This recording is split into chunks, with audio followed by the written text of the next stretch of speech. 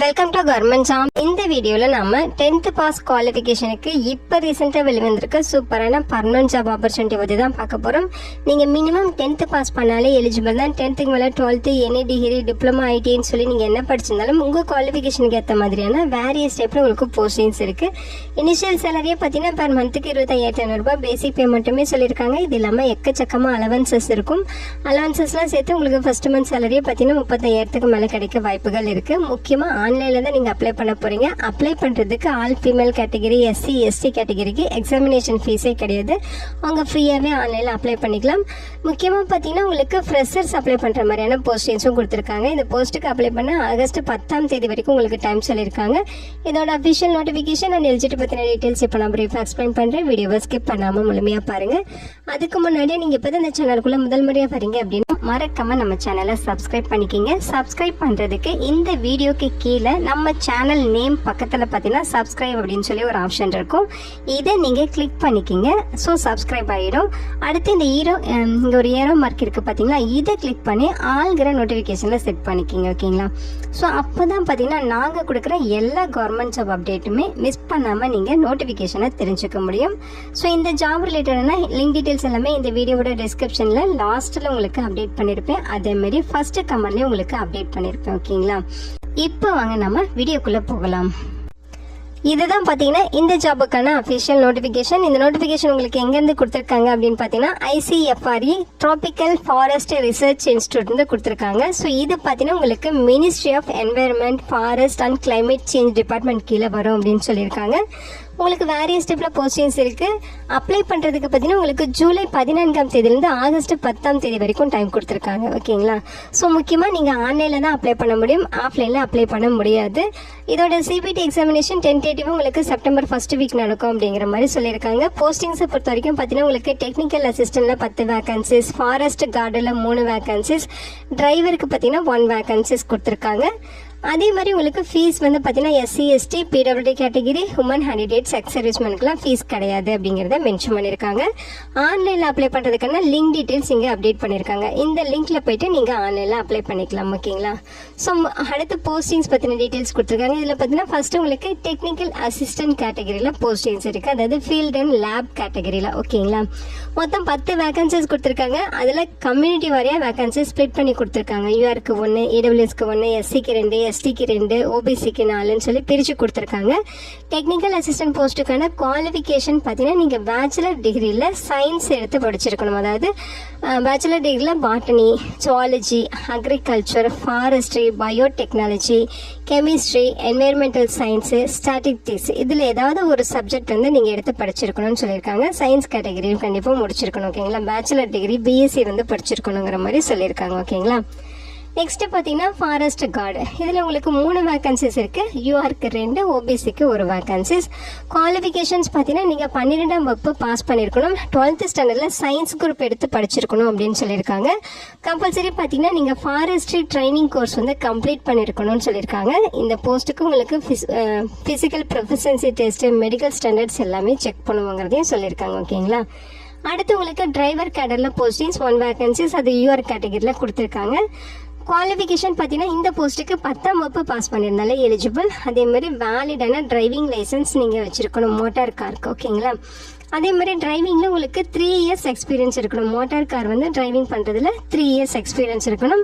டிசரபிளாக அவங்க சொல்லியிருக்காங்க பார்த்தீங்களா, இங்கே மோட்டார் மெக்கானிசம் தெரிஞ்சிருக்கணும். அதே மாதிரி வண்டியில் இருக்க மைனர் டிஃபெக்ட்ஸ் எல்லாமே ரிமூவ் பண்ண தெரிஞ்சிருக்கணும் அப்படிங்கிற மாதிரி சொல்லியிருக்காங்க. இது டிசரபிள் குவாலிஃபிகேஷன் தான், எசென்சியல் கிடையாது. ஸோ எசென்சியலாக கொடுத்துருக்க குவாலிஃபிகேஷன் மட்டும் உங்ககிட்ட இருந்தாலே போதும், நீங்கள் தாராளமாக அப்ளை பண்ணிக்கலாம்.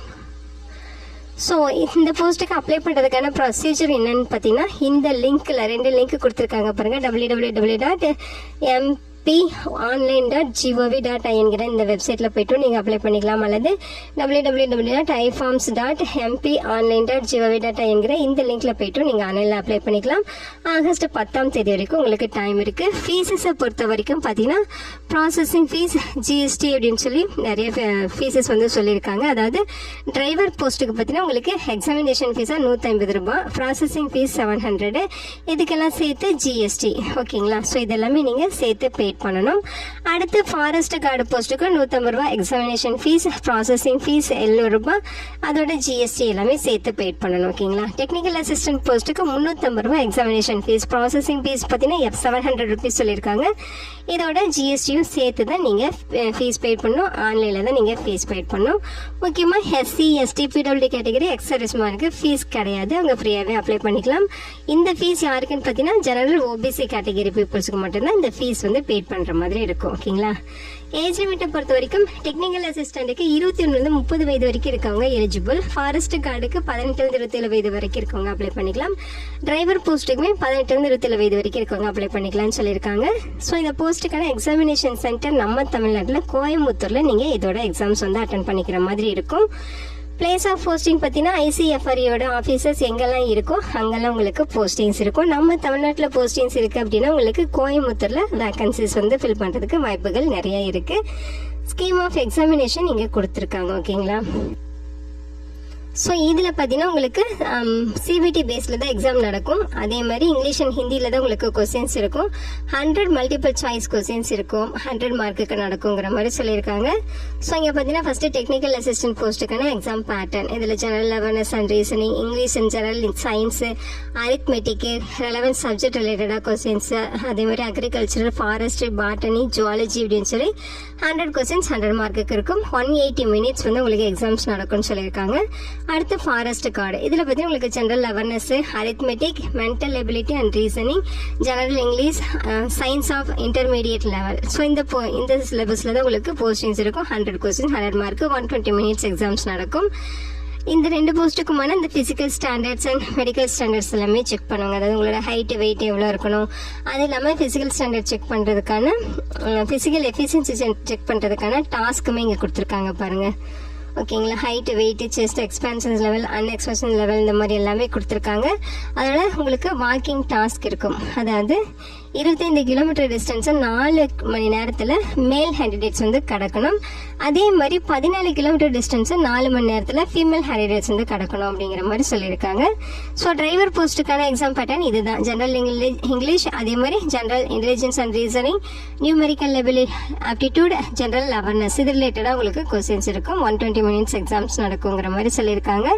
அதே மாதிரி உங்களுக்கு ஸ்கில் டெஸ்ட்டுமே டிரைவர் போஸ்ட்டுக்கு இருக்கும். ஓகேங்களா. ஸோ கண்டிப்பாக உங்களுக்கு நெகட்டிவ் மார்க் இருக்குது. 1/3 மார்க் வந்து டிடெக்ட் பண்ணுவோம் அப்படிங்கிற மாதிரி சொல்லியிருக்காங்க. கரெக்டாக ஆன்சர் தெரிஞ்ச கொஸ்டின்ஸ் மட்டும் அட்டன் பண்ணிக்கிங்க.